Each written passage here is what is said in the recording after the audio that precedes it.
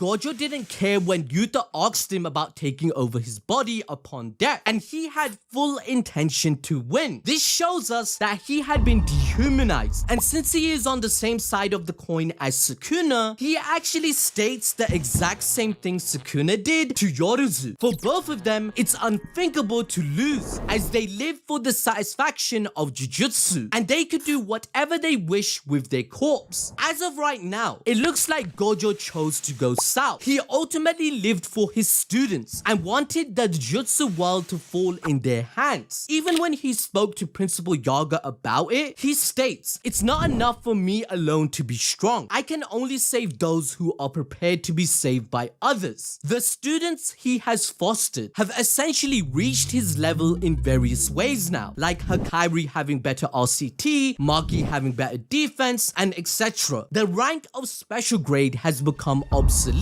just as Gojo predicted. On top of that, I think Gege is doing some meta commentary here. Fans were fascinated by Gojo, but may not fully understand him. He wanted to be loved and understood, but he felt that even his peers didn't truly do that. They called him foolish for not listening, much like how we were in disbelief when he lost the fight. We wanted Gojo back just to satisfy ourselves, without considering the harsh reality of sorcery and life. Gojo passed away peacefully, content with his friends, which was what he wanted. That's why he said he hopes this isn't a dream in the airport scene. Even me, for example, I contemplated the Kenjaku technique last week, but instead of thinking of the darker reality that Gojo would not pull through, instead I tried to debunk it and think positively. Yeah, we were right about Gojo coming back, but I knew about the Yuta option too, but brushed it aside because we all wanted to believe in Gojo rather than thinking negatively and suffering. Everyone, including the readers, has tried to project their ideals onto the story, like love and friendship. But the truth is, we're all simply catching up to Sukuna's ideals. I wanted to believe that heroes will prevail, where they wouldn't have to resort to such heinous acts. But Gege, he's saying no,